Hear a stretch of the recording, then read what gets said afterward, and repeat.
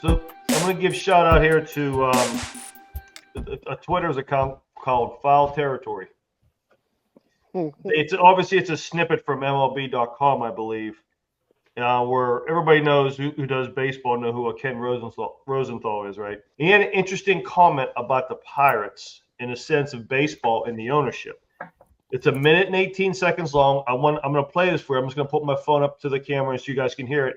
And I want your guys' honest reaction with this. Let's take it at face value. Let's assume that what he had and what those guys came up with is pretty much on the money. And I would assume that it's somewhere close, right? Okay. The Pirates lost a little bit of money, and you wouldn't want that to be happening. But a couple of things. What are they spending on as far as renovations, as far as land around the ballpark, all these different things? And why aren't they spending money to make money? Why aren't they running a better business, in short? And that is the rub with the Pirates. Okay, we all understand, we do, that it's a significant challenge for teams in lower revenue markets to thrive in this environment.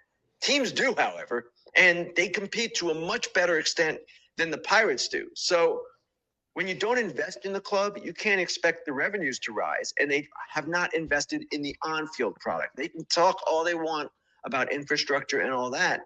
And then the bottom line becomes, okay, if you're losing money, if you can't make it work, if you don't want to take the necessary steps to invest in the product, then why not sell the team? And that, again, is the rub. If you're not going to try, and they in many ways are not trying from a major league standpoint, then just get out and get a new owner. Hallelujah. That's a baseball national writer who has no yinzer interest. But I think it's a lot of us have been saying the same thing. The whole city's been saying this for years, right? I'd be interested in actually seeing the Pirates revenue from the years 2013 to 2015 in comparison to, let's say, 2022 to 2024. Because if you remember, back when they were competing in those years, they did put money towards the team. And, well, I mean, it kind of worked out. I mean, we didn't get the results that we wanted, but for those 3 years, we were competing, and we were competing at a high level too. So I'd be very interested in seeing those numbers to see if they actually lost any money, like during those years, which I can't possibly imagine that they did. And I mean, it's just it's sad that this is what our baseball team is. We definitely need to spend more. You definitely have to spend money to make money. And with the off season that they just had, they show no interest in trying to improve this team whatsoever.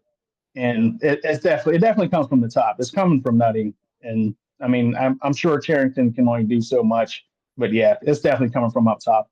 Well, I can tell you, Jared, so where I got really scarred was during that stretch, the 13, 14, 15. I mean, I was like a pig in shit. I could not wait every day. I couldn't wait, and my wife, who, we had been together at that time a little under 20 years. She had never seen me as a baseball fan, like not at that level, because when we were dating, they sucked. They were irrelevant. So she was just like always looking at me like, what is wrong with you? And I'm like, look, this is the way it is. It's every day. You live and die every day, right? But the one thing that keeps, was always ringing in my head was like, if you guys come to the stadium and support this team, we'll put it back in, right? And while they did increase some spending, the payroll, and I remember reading an article like in 16 or 17, the payroll on the 2 years, they set record attendance in 2014 and 2015, they set record attendance. Yep. Payroll the following year went down. And I was like scarred at that point. I'm like, you guys are full of shit, and it really, that's where I became this, I'm never paying for tickets anymore. And, and boycotting. And I think that's that is part of the problem is that, I don't say I want to sit here and like outside the stadiums boycotting and stuff, but the fans are still going to games. You throw fireworks at them, you throw, maybe not as much bobbleheads anymore. And now you got this generational pitcher that who isn't going to go see him? And that's even if they're coming from out of town either. You know what I mean? I mean, you got to probably have maybe up to 10,000 fans on a weekend that would come in just to see him from out of town. And I just think Nutting is probably of the mind of, look, I'm giving you a crap product on the field, and yet you're still giving me. Their attendance went up last year. You're still giving me 25,000 a game. Why am I going to change anything?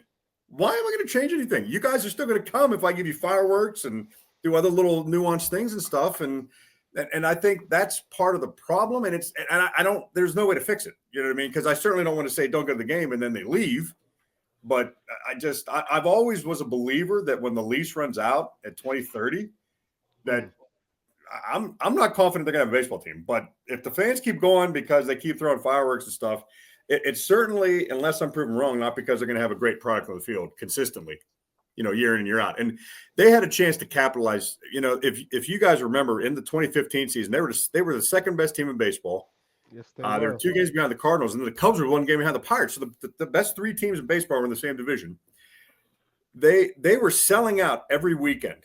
Starting in July and stuff. They were selling out. Every weekend series was sold out. And it started pushing into they were getting 32,000 on a Tuesday night. They were getting 32,000.